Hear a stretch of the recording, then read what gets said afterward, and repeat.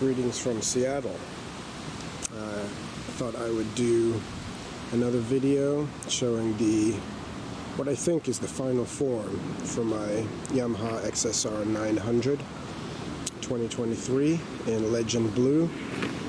I have done previous videos on some of the accessories and modifications, and I will run through those briefly.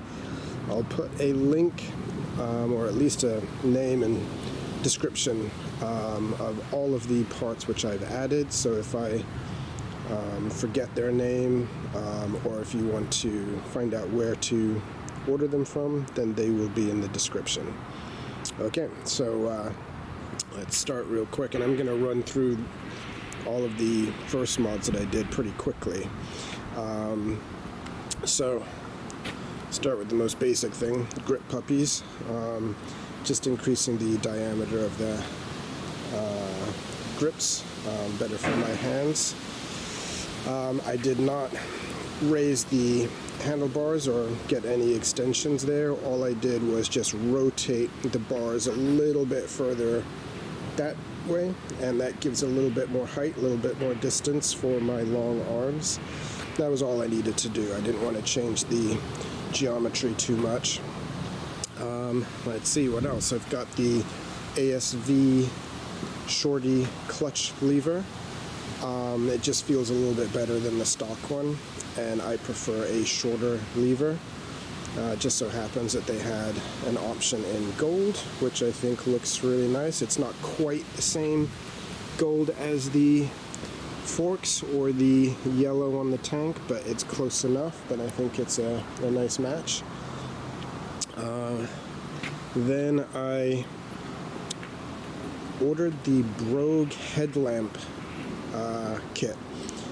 So this is basically a new assembly there, which allows you to put on the JW speaker adaptive headlamp, which Brogue sells. It comes as one kit. The visor is optional, which of course I added. I kind of like it. It gives it a bit more of a distinct look.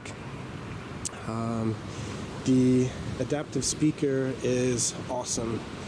I think it just looks better. It's a little brighter, and if you're not aware of what it does, when you are leaning or banking, turning rather sharply, the lights will move in the direction that you are turning.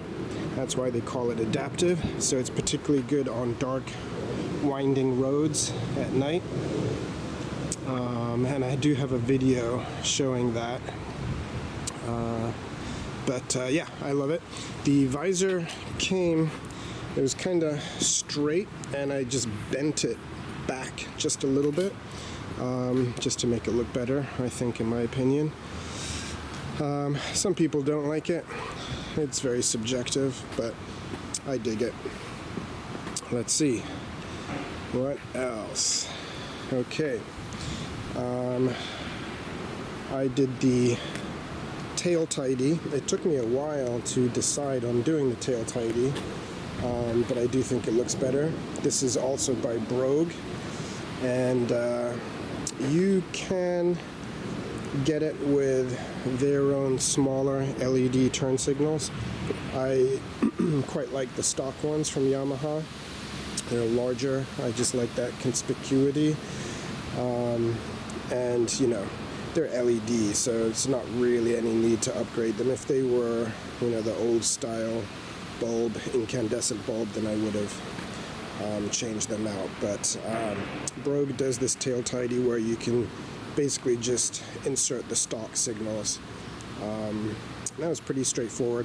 The trickiest part is inserting the rubber here, and I found that it was still a little bit loose and wobbly, so I just added these zip ties, if you can see them, right there on either side. Just black zip ties. Keeps them very sturdy, stable.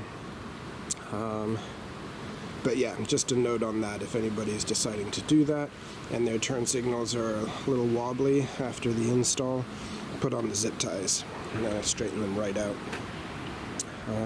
Okay, let's see. I added these, oops, we're in the shadow here, added the adjustable foot pegs. It allows a 40mm lower extension, but they are fully adjustable. You can rotate them, put them at whatever angle you prefer, and the angle that they are at right now, it just so happens to be, you know, what I think is comfortable when I've got my boots on.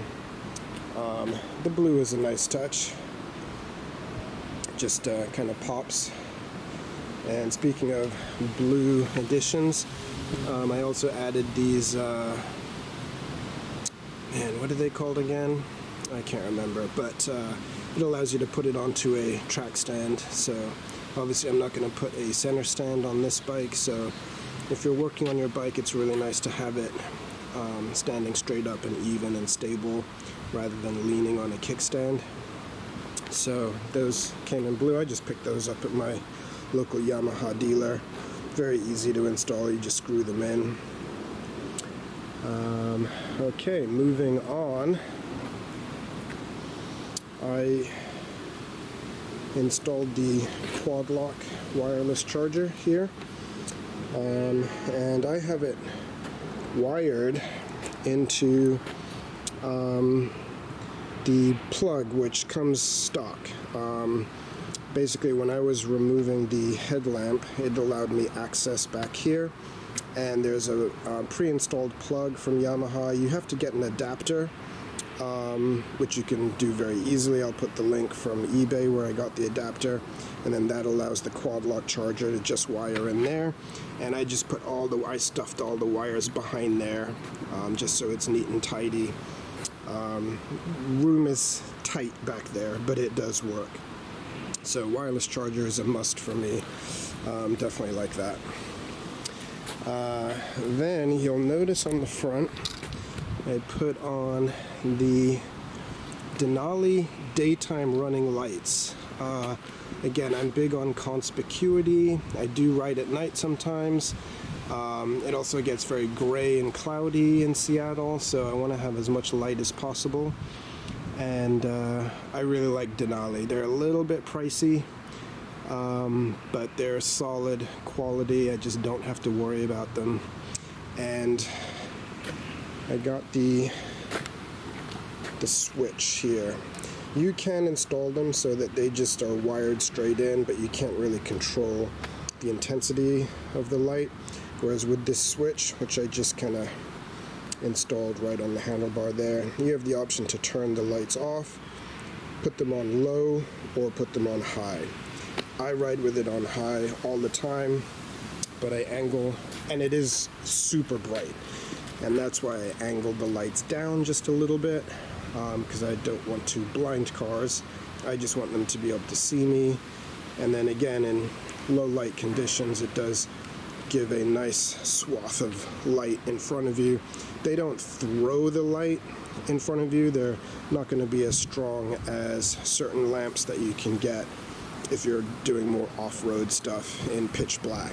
But these are very good for urban riding. I like them. And I'll show you how they are wired in a minute. Let's see. Okay, moving on from there.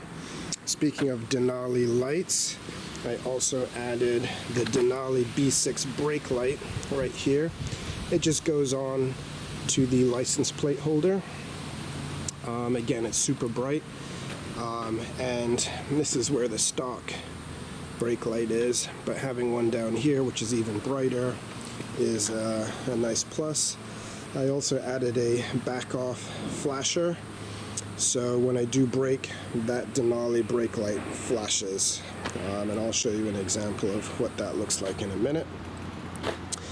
So yeah, as you can tell, I like extra lights on my bike. It just makes me feel a little bit more secure, safer. And I do notice that cars do seem to be more aware of me and keep a little bit more distance, especially behind me. With that flashing brake light, I just feel like people kind of, I don't know, give me a little bit more space, which is definitely nice. Okay, moving on from there, I did also Oops. Change out the stock foot guard fins. Normally these are silver, and I just wanted them to be black to kind of blend in more with the rest of the motor assembly down there. So not critical, but I think it's a nice little change out. And that's from an Italian company. Not too expensive. I think it was like $30 or something. Shipping was very fast. Okay, moving on from there. I think obviously the most prominent changes are the seat and also the exhaust. And these are both from the same company called Kelpi Custom Moto. They are fantastic, excellent customer service, excellent products, excellent fit and finish. I installed the exhaust myself. It's a full exhaust, so you have to remove the headers, all the pipes, and they ship you everything that you need. There's a good YouTube video of how to install it, so I did that myself. No issues at all. And this is called the Flanker exhaust. They do 3 different exhausts for the XSR900, and after talking with Jock, one of the, I guess, the owners of Kelpi, told him what sort of a noise I was looking for, what kind of a sound, and he recommended the Flanker, and I am not disappointed. I have owned 8 bikes over the last 6 years, and this is the first time I have ever done an aftermarket exhaust, and it's true. It really does transform your riding experience. Not only does it sound better, more visceral, but it's also a safety thing. I never really believed the hype that, you know, loud pipes save lives, but again, cars are more aware of me when they hear me near them or coming up to them or on the side. So I've definitely noticed a change there. The baffle, I left the baffle in because it's still much louder than stock, and I don't think I would want it any louder than what it is. I mean, it's even with the baffle in, it's pretty loud, and if you're going through an underpass or a tunnel and you rev it up, it is going to echo the whole place. It's awesome. So now I am a believer in aftermarket exhausts, especially if it's a bike that you're going to keep for a long time and you're okay with investing that kind of money into it. Otherwise, you know, it's not necessary. Some bikes sound really good with stock exhaust, and so you don't need to add another $1,000 or more for an aftermarket exhaust. But this is a bike I'm going to keep for a long time, so it was definitely a worthy investment for me. Then we've got the seat. The seat is very divisive for the XSR900. I've never had a problem with the seat. I like that kind of boxy look. But I did feel that the stock seat was, I wouldn't say it was bad, but I wanted a slightly more plush experience, so I ordered this from Kelpi. It's really nice. It's thicker. It's got this sort of ribbed look. The stitching is very nice. It's just a little cleaner, a little thicker. It gives me a little bit more height because I'm a tall guy. I'm 6'2", and the bike does fit, but it fits even nicer with that seat. And you can get slightly different shapes from Kelpi as well. You can do a custom reshape. If you don't like this style of look, they have another one which looks really nice. So yeah, from Kelpi, the exhaust and the seat, I would say those are probably the 2 biggest upgrades for the bike, which I love. Okay, so moving on from there, I think that's about it. What I am going to do is show you how the Denali lights are wired. So let's get in under the seat and I'll show you how I've wired them, and I am using a THUNDERBOX which is kind of like a power commander. Okay, so let's take a look at the wiring. I just took the seat off. This is what everything looks like inside. So everything's pretty much stock except for a few things. This is the THUNDERBOX, which basically attaches to your battery, and then these are the little modules that you can attach any auxiliary accessories, any electrical accessories to. What's genius about things like the THUNDERBOX is whatever you have connected to it, it only delivers power to those auxiliary things when the engine is running. So it just prevents any electrical items from draining the battery over time. So it's really fantastic and actually very easy to put in. I just installed some Velcro here, attached it all. I got the THUNDERBOX version, which allows for up to 8 different electrical accessories to be wired in.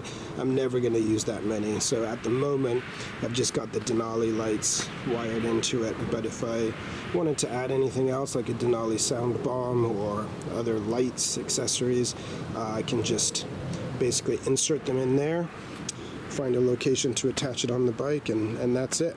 No more fiddling with wires, no more soldering things in.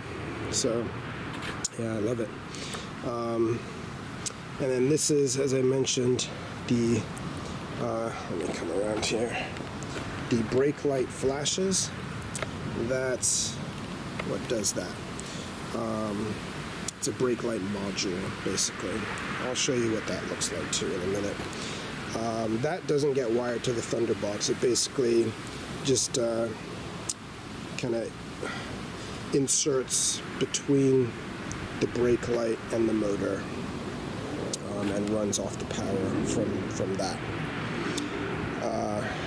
And then while we've got the hood up, so to speak, I left these straps here. Normally I do not have those straps there, but this is going to be part of showing you my luggage option.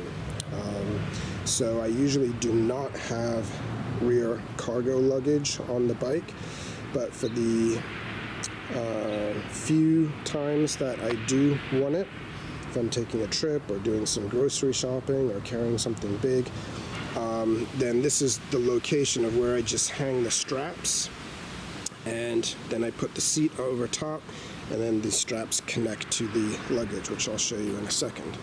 But yeah, that's the inside of the bike. Highly recommend the THUNDERBOX. Okay, I'm just going to switch the bike on so that you can see the headlamp turn on and also the Denali auxiliary lights on the sides.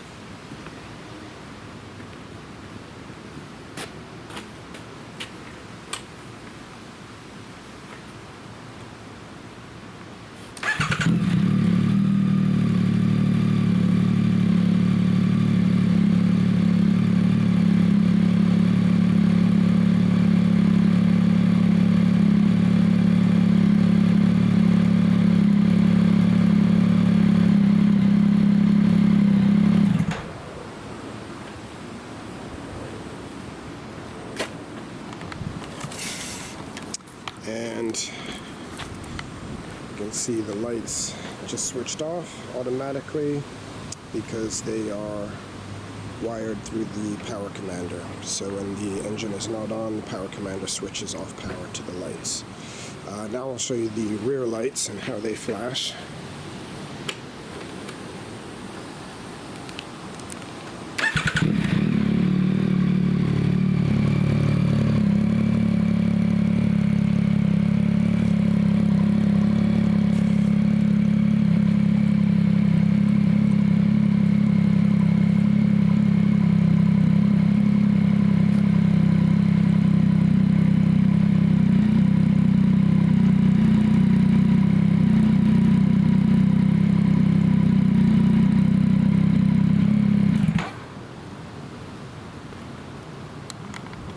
Pretty straightforward. You probably didn't need to see that, but always nice to see things in action.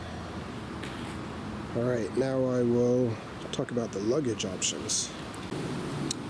So actually, I don't know if I'd really call this luggage per se, but it is storage. This is the SW MOTECH Legend gear. I think it's called like the Solo. It's the smallest tank bag, magnetic, that they sell, which is very stealth, very clean.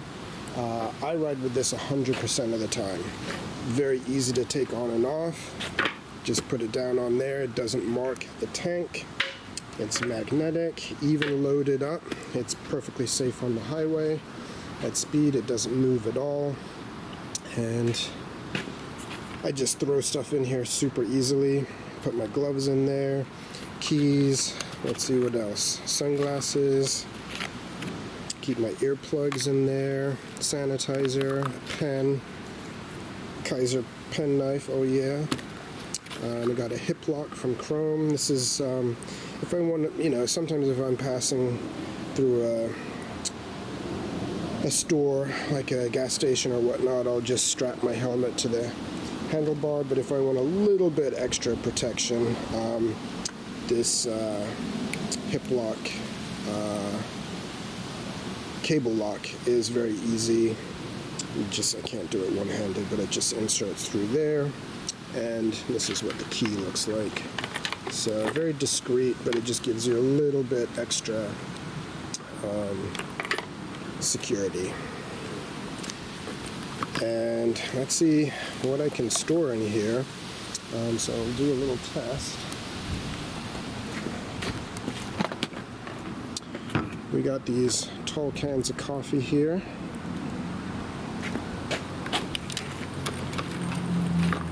One, two, fits in absolutely no problem. But there's a nice little feature. If I unzip the base, it is now expandable, and I don't know if this is going to work, but let's see how many cans we can get in here. Got two more. I don't know if two more are going to fit. Let's try. Okay, now we got three in there. No problem. Not bad for a little bag. And four, this fourth one is empty. But I reckon that would actually zip up. Yeah, so you can put four tall boys in there. Tall beers if you want, if you do drink alcohol. Don't drink and drive, obviously. But 4 cans will fit. I love this bag. Probably one of my favorite accessories. Okay, so this is the main luggage on the back, which I rarely use, but it's really good to have an option if you're doing a small trip or some groceries. So as you saw earlier, I've got the straps which are just running underneath the seat, and they just connect to this Cortech bag, which I bought several years ago. You know, I'm all for a top box and side cases, but that's not the look that I want for this bike. So I wanted something easily removable, which doesn't have any, you know, structure added to the bike, like side cases. It's just not for me, for this bike in particular. So if other people do that, that's totally fine. But I like this soft bag. I'll show you some of the features. We've got a compartment there. This is the waterproof bag, which can go over top of it if it's raining. We've got a side pocket there, side pocket here. Open it up, and it's pretty expansive. Got a cargo net in there. Got my stop and go tubeless puncture pilot kit, which I would take if I'm going on a longer journey, but I don't usually ride around with that. We've got pockets, zippers, and you know, all sorts of little useful stowaway locations. Got a handle there, and then just like the SW MOTECH Solo bag, this is expandable as well. So if you unzip this side And you can also do the same on this side. And all of a sudden, you've got a lot more room. Fit clothes. So yeah, pretty expansive. And I don't think it looks bad when it's on the bike. A lot of luggage, it's not going to look so good on a sports bike, but this keeps the lines pretty clean.